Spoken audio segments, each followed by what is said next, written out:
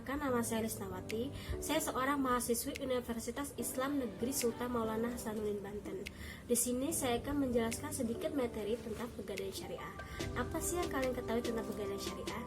Pegadaian syariah di sini yaitu badan usaha milik negara atau yang disingkat dengan BUMN. Nah, pegadaian syariah ini menjalankan sistem gadainya sesuai dengan hukum Islam. Di Indonesia terbentuknya pegadaian syariah itu karena bekerja sama dengan Forum Pegadaian yang membentuk suatu unit layanan gadai syariah atau yang disingkat dengan ULGS. Lalu, apa sih yang dimaksud dengan gadai? Gadai sendiri yaitu menahan suatu barang milik penjamin sebagai jaminan atas sejumlah pinjaman yang akan diberikan kepada si penjamin tersebut. Nah, sebagai contoh, ada dua responden yang bernama Pak Budi dengan Pak Tono. Nah, Pak Budi ini ingin meminjam sejumlah uang kepada Pak Tono. Kemudian Pak Tono ini memberikan saran kepada Pak Budi untuk menitipkan sejumlah barang berharga seperti rumah, hewan, sertifikat untuk sebagai jaminan atas hutang yang akan dipinjamkannya. Nah, lalu jika uang yang telah diberikan Pak Tono kepada Pak Budi ini sudah melewati jatuh tempo dan Pak Budi ini tidak bisa membayar hutang Pak Tono, maka barang jaminan yang telah digadaikan kepada Pak Tono ini sebagai ganti atas hutang yang tidak bisa dibayar. Lalu, mengenai dasar hukum pegadaian syariah itu terdapat dalam surat Al-Baqarah ayat 283 yang artinya berbunyi, dan jika kamu dalam perjalanan sedangkan kamu tidak mendapatkan seorang penulis, maka hendaklah ada barang jaminan yang dipegang. Tetapi jika sebagian kamu mempercayai sebagian yang lain, hendaklah yang dipercaya itu menunaikan utangnya, dan hendaklah dia bertakwa kepada Allah Tuhannya. Surat Al-Baqarah ayat 283. Selanjutnya mengenai mekanisme operasional pegadaian syariah. Ada 4 mekanisme operasional.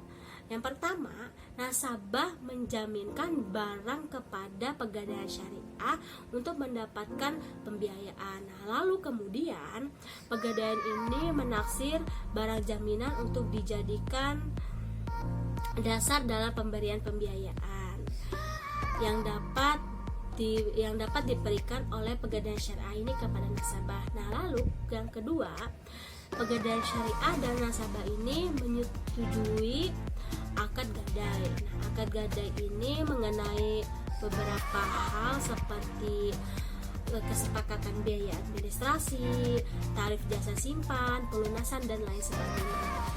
Yang ketiga, yaitu pegadaian syariah ini menerima biaya administrasi di awal, sedangkan untuk jasa simpan itu dikenakan setelah pelunasan hutang. Nah, lalu yang keempat atau yang terakhir, nasabah melunasi barang yang digadaikan menurut akad pelunasan penuh, utang gadai, angsuran, atau tebus sebagainya. Selanjutnya, implementasi operasi pegadaian syariah.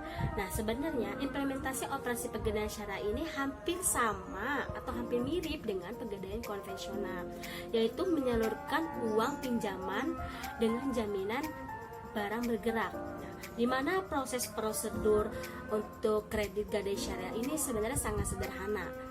Nah, masyarakat dengan menunjukkan identitas diri dan jaminan barang bergerak sebagai jaminannya, nah, dan pinjaman yang diperoleh dalam waktu yang tidak relatif lama, sekitar 15 menit, pinjaman kita di pegadaian syariah sudah bisa dicairkan. Selanjutnya, teknik transaksi yang ada di dalam pegadaian syariah itu mempunyai 2 akad transaksi. Yang pertama akad arahan dan yang kedua akad ijarah.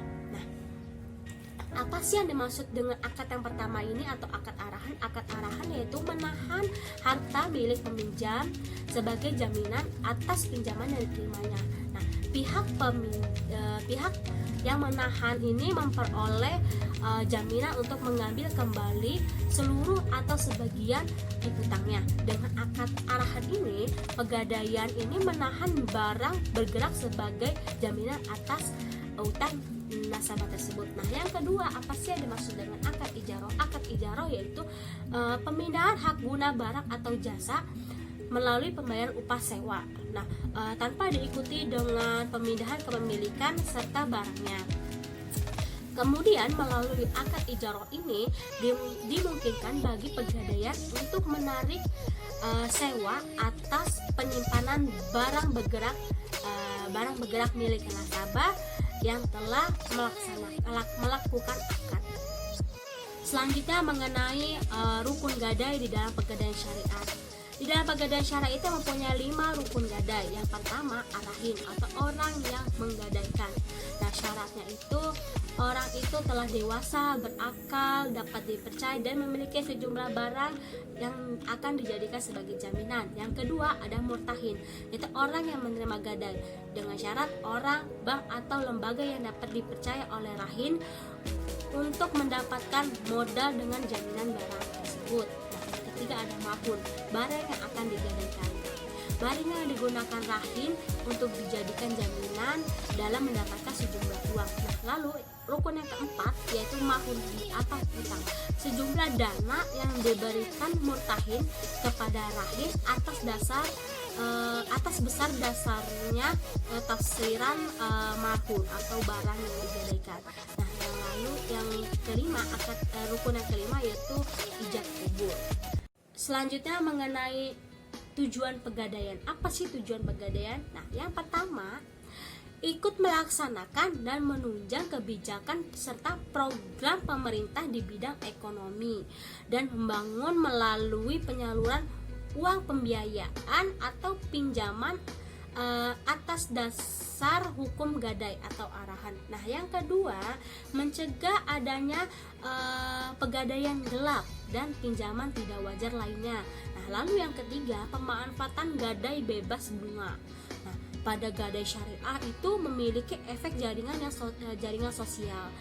Nah, hingga masyarakat yang membutuhkan dana mendesak tidak lagi dijerat dan dihantui pinjaman atau pembiayaan yang berbasis bunga.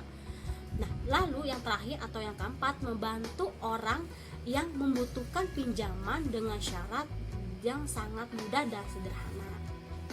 Apa sih manfaat dari penggunaan pegadaian syariah bagi nasabah? Nah, tersedianya dana dengan prosedur yang relatif sederhana dan dalam waktu yang relatif sangat cepat dibandingkan dengan pembiayaan atau kredit di perbankan. Nah, di samping itu juga nasabah mendapatkan manfaat penaksiran nilai suatu barang bergerak secara profesional. Selanjutnya atau yang terakhir di dalam materi pegadaian syariah ini yaitu mengenai resiko pegadaian syariah. Resiko di dalam pegadaian syariah itu ada 2. Yang pertama, resiko tak terbayarnya hutang oleh nasabah, dan yang kedua, resiko penurunan nilai aset yang ditahan atau dirusak.